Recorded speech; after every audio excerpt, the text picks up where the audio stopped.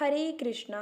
राधे राधे। आप सभी का आपके अपने YouTube चैनल में बहुत बहुत स्वागत है। प्रेम से बोलिए श्रीमद् भागवत महापुराण की जय। आप सभी का दिन शुभ और मंगलमयी हो। आज हम कथा का श्रवण करेंगे श्रीमद् भागवत महापुराण का 5वां अध्याय। तो चलिए शुरू करते हैं। जय श्री गणेश। एक सहस्त्र चतुर्युगी बीत जाने पर जब ब्रह्मा जगे और उन्होंने सृष्टि करने की इच्छा की, तब उनकी इंद्रियों से मरीचि आदि ऋषियों के साथ मैं भी प्रकट हो गया। तभी से मैं भगवान की कृपा से बैकुंठ आदि में और तीनों लोकों में बाहर और भीतर बिना रोक टोक विचरण किया करता हूँ। मेरे जीवन का व्रत भगवत भजन अखंड रूप से चलता रहता है। भगवान की दी हुई इस स्वर ब्रह्मा से विभूषित बीड़ा पर तान छेड़कर मैं उनकी लीलाओं का गान करता हुआ सारे संसार में विचरता हूँ। जब मैं उनकी लीलाओं का गान करने लगता हूँ, तब वे प्रभु जिनके चरण कमल समस्त तीर्थों के उद्गम स्थान है और जिनका योगासन मुझे बहुत ही प्रिय लगता है, बुलाए हुए की भांति तुरंत मेरे हृदय में आकर दर्शन दे देते हैं। जिन लोगों का चित्त निरंतर विषय भोगों की कामना से आतुर हो रहा है, उनके लिए भगवान की लीलाओं का कीर्तन संसार सागर से पार जाने का जहाज है। यह मेरा अपना अनुभव है। काम और लोभ की चोट से बार बार घायल हुआ हृदय श्री कृष्ण की सेवा से जैसे प्रत्यक्ष शांति का अनुभव करता है। यम नियम आदि योग मार्गों से वैसी शांति नहीं मिल सकती। व्यास जी, आप निष्पाप हैं। आपने मुझसे जो कुछ पूछा था वह सब अपने जन्म और साधना का रहस्य तथा आपकी आत्मसंतुष्टि का उपाय में बतला दिया। श्री सूत जी कहते हैं, शौनकादि ऋषियों देवर्षि नारद ने व्यास जी से इस प्रकार कहकर जाने की अनुमति ली और बीड़ा बजाते हुए स्वच्छंद विचरण करने के लिए वे चल पड़े। आहा, ये देवर्षि नारद धन्य है, क्योंकि ये सारंग पड़ी भगवान की कीर्ति को अपनी बीड़ा पर गा गाकर स्वयं तो आनंद मग्न होते ही हैं, साथ साथ इस तृप्तापप्त जगत को भी आनंदित करते रहते हैं। श्री सौनक जी ने पूछा, सूत जी, सर्वज्ञ और सर्वशक्तिमान व्यास भगवान ने नारद जी का अभिप्राय सुन लिया, फिर उनके चले जाने पर उन्होंने क्या किया? श्री सूत जी ने कहा, ब्रह्मा नदी सरस्वती के पश्चिम तट पर श्यानप्रास नामक एक आश्रम है। वहाँ ऋषियों के यज्ञ चलते ही रहते हैं। वहीं व्यास जी का अपना आश्रम है। उनके चारों ओर बेर का सुंदर वन है। उस आश्रम में बैठकर उन्होंने आचमन किया और स्वयं अपने मन को समाहित किया। उन्होंने भक्ति योग के द्वारा अपने मन को पूर्णतया एकाग्र और निर्मल करके आदि पुरुष परमात्मा और उनके आश्रम में रहने वाली माया को देखा। इस माया से मोहित होकर यह जीव तीनों गुणों से अतीत होने पर भी अपने को त्रिगुणात्मक मान लेता है और इस मान्यता के कारण होने वाले अनर्थों को भोगता है। इन ग्रंथों की शांति का साक्षात साधन है केवल भगवान का भक्ति योग, परंतु संसार के लोग इस बात को नहीं मानते। यही समझकर उन्होंने परमहंसों की संहिता श्रीमद् की रचना की। इसके श्रवण मात्र से पुरुषोत्तम भगवान श्री कृष्ण के प्रति परम प्रेममयी भक्ति हो जाती है, जिससे जीव की शोक, मोह और भय नष्ट हो जाते हैं। उन्होंने इस भागवत संहिता का निर्माण और पुनरावृत्ति करके इसे अपने निवृत्ति परायण पुत्र श्री सुखदेव जी को पढ़ाया। श्री शौनक जी ने पूछा, श्री सुखदेव जी तो अत्यंत निवृत्ति परायण है। उन्हें किसी भी वस्तु की उपेक्षा नहीं है। वे सदा आत्मा में ही रमण करते हैं। फिर उन्होंने किस लिए इस विशाल ग्रंथ का अध्ययन किया? श्री सूत जी ने कहा, जो लोग अज्ञानी हैं, जिनकी अभिधा की गांठ खुल गई है और जो सदा आत्मा में ही रमण करने वाले हैं, वे भी भगवान की हेतु रहित भक्ति किया करते हैं, क्योंकि भगवान के गुण ही ऐसे मधुर हैं जो सबको अपनी ओर खींच लेते हैं। फिर सुखदेव जी तो भगवान के भक्तों के अत्यंत प्रिय और स्वयं भगवान वेदव्यास के पुत्र हैं। भगवान के गुणों ने उनके हृदय को अपनी ओर खींच लिया और उन्होंने उससे विवश होकर ही विशाल ग्रंथ का अध्ययन किया। सौनक जी, अब मैं राजर्षि परीक्षित के जन्म, कर्म और मोक्ष की तथा पांडवों के स्वर्गरोहण की कथा कहता हूँ, क्योंकि इन्हीं से भगवान श्री कृष्ण की अनेक कथाओं का उदय होता है। जिस समय महाभारत के युद्ध में कौरव और पांडव दोनों पक्षों में बहुत से वीर वीर गति को प्राप्त हो चुके थे और भीमसेन की गदा के प्रहार से दुर्योधन की जांघ टूट चुकी थी, तब अश्वत्थामा ने अपनी स्वामी दुर्योधन का प्रिय कार्य समझकर द्रौपदी के सोते हुए पुत्रों के सिर काटकर उसे भेंट किए।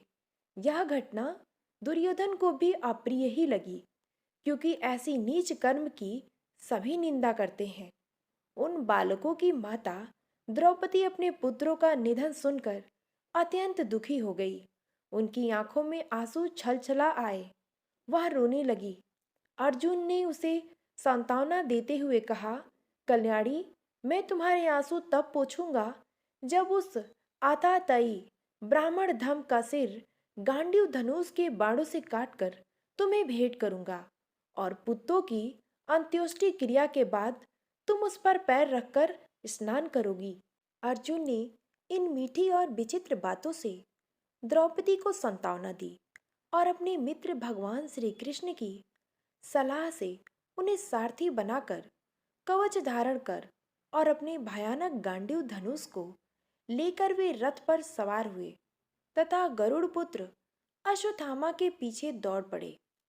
बच्चों की हत्या से अश्वत्थामा का भी मन उद्विग्न हो गया था।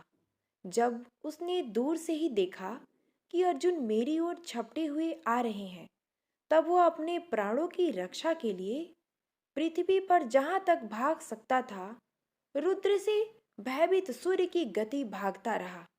जब उसने देखा कि मेरे रथ के घोड़े थक गए हैं और मैं बिल्कुल अकेला हूं, तब उसने अपने को बचाने का एकमात्र साधन ब्रह्मास्त्र ही समझा।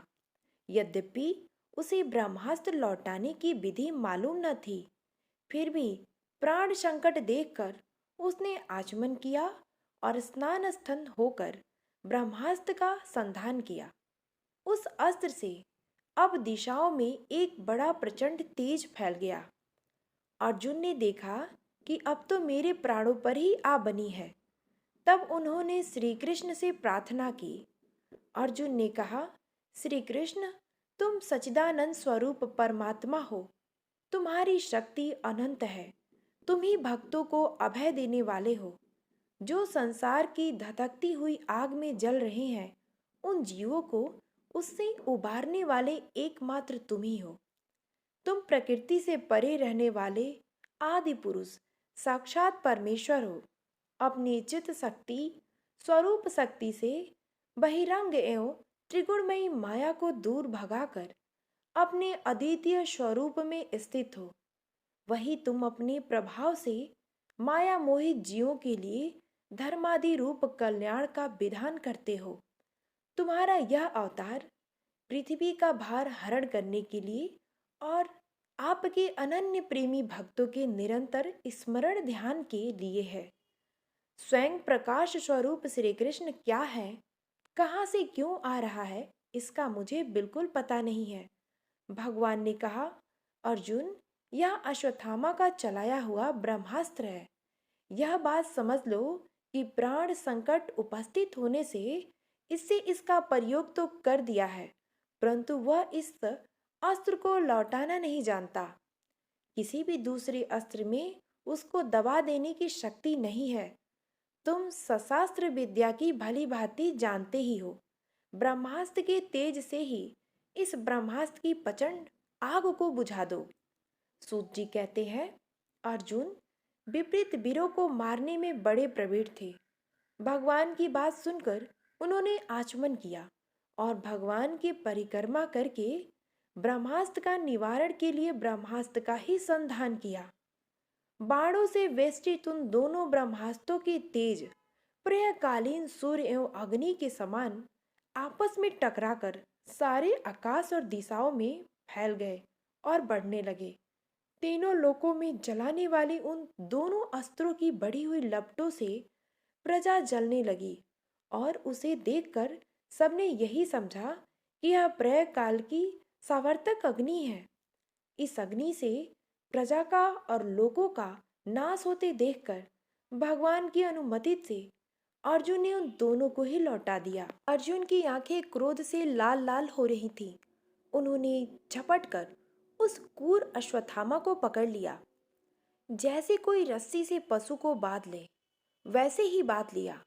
अश्वत्थामा को बलपूर्वक बांधकर अर्जुन ने जब शिविर की ओर ले जाना चाहा, तब उसने कमल नयन भगवान श्री कृष्ण से कुपित होकर कहा, अर्जुन, इस ब्राह्मण धम को छोड़ना ठीक नहीं है, इसको तो मार ही डालो।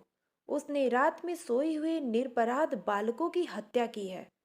धर्मवीता पुरुष, असावधान मतवाले पागल, सोए हुए बालक स्त्री, विवेक शून्य, शरणागत, रथहीन और भयभीत शत्रु को कभी नहीं मारते, परंतु जो दुष्ट और क्रूर पुरुष दूसरों को मारकर अपनी प्राणों का पोषण करता है, उसका तो वध ही उसके लिए कल्याणकारी है। क्योंकि वैसी आदत को लेकर यदि वह जीता है तो और भी पाप करता है और उन पापों के कारण नरकगामी होता है। फिर मेरे सामने ही तुमने द्रौपदी से प्रतिज्ञा की थी कि मानवती, जिसने तुम्हारे पुत्रों का वध किया है, उसका सिर मैं उतार लाऊंगा। इस पापी कुलांगार आताई ने तुम्हारे पुत्रों का वध किया है और अपने स्वामी दुर्योधन को भी दुख पहुंचाया है, इसलिए अर्जुन, इसे मार ही डालो। भगवान श्री कृष्ण ने अर्जुन के धर्म की परीक्षा लेने के लिए इस प्रकार प्रेरणा की, परंतु अर्जुन का हृदय महान था। यद्यपि अश्वत्थामा ने उनके पुत्रों की हत्या की थी, फिर भी अर्जुन के मन में गुरुपुत्र को मारने की इच्छा नहीं हुई। उसके बाद अपने मित्र और सारथी श्री कृष्ण के साथ वे अपने युद्ध शिविर में पहुंचे। वहां अपने मृत पुत्रों को शोक करती हुई द्रौपदी को उसे सौंप दिया। द्रौपदी ने देखा कि अश्वत्थामा पशु की तरह बांध कर लाया गया है। निंदित कर्म करने के कारण उसका मुख नीचे की ओर झुका हुआ है। अपना अनिष्ट करने वाले गुरुपुत्र अश्वत्थामा को इस प्रकार अपमानित देखकर द्रौपदी का कोमल हृदय कृपा से भर आया और उसने अश्वत्थामा को नमस्कार किया। गुरुपुत्र को इस प्रकार बांध कर लाया जाना सती द्रौपदी को सहन नहीं हुआ। उन्होंने कहा, छोड़ दो इन्हें, ये ब्राह्मण हैं, हम लोगों के अत्यंत पूजनीय हैं। इनकी कृपा से आपने रहस्य के साथ सारे धनुर्वेद और प्रयोग तथा उपसंहार के साथ संपूर्ण शस्त्रांगों का ज्ञान प्राप्त किया है। वे आपके आचार्य द्रोण ही पुत्र के रूप में आपके सामने खड़े हैं। उनकी अर्धांगिनी कृपी अपने वीर पुत्र की ममता से ही अपने पति का अनुगमन नहीं कर सकी। वे अभी जीवित हैं। महाभाग्यवान आर्यपुत्र, आप तो बड़े धर्मज्ञ हैं।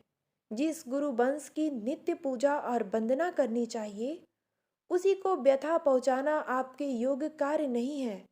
जिसे अपने बच्चों को मर जाने से मैं दुखी होकर रो रही हूँ और मेरी आंखों से बार बार आंसू निकल रहे हैं, वैसे ही इनकी माता पतिव्रता गौतमी न रोए। जो उच्छृंग राजा अपने कृतकृत्यों से ब्राह्मण कुल को कुपित कर देते हैं, वह कुपित ब्राह्मण कुल उन राजाओं को सपरिवार शोकाग्नि में डालकर शीघ्र ही भस्म कर देता है। सूत जी ने कहा, शौनकादि ऋषियों, द्रौपदी की बात धर्म और न्याय के अनुकूल थी। उसमें कपट नहीं था, करुणा और ममता थी। अतएव राजा युधिष्ठिर ने रानी के उन हित भरे श्रेष्ठ वचनों का अभिनंदन किया।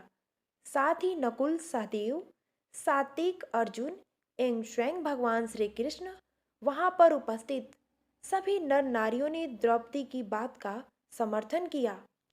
उस समय क्रोधित होकर भीमसेन ने कहा, जिसने सोते हुए बच्चों को न अपने लिए न अपने स्वामी के लिए बल्कि व्यर्थ ही मार डाला, उसका तो वध ही उत्तम है। भगवान श्री कृष्ण ने द्रौपदी और भीमसेन की बात सुनकर और अर्जुन की ओर देखकर कुछ हंसते हुए ऐसे कहा, भक्तगण, भगवान श्री कृष्ण ने क्या कहा, आगे की कहानी हम अगले अध्याय में सुनेंगे। श्रीमद् भगवत महापुराण की कथा अध्याय 5वां समाप्त होता है। 6वां अध्याय हम कल सुनेंगे। कहानी पसंद आए तो वीडियो को लाइक ज़रूर करें।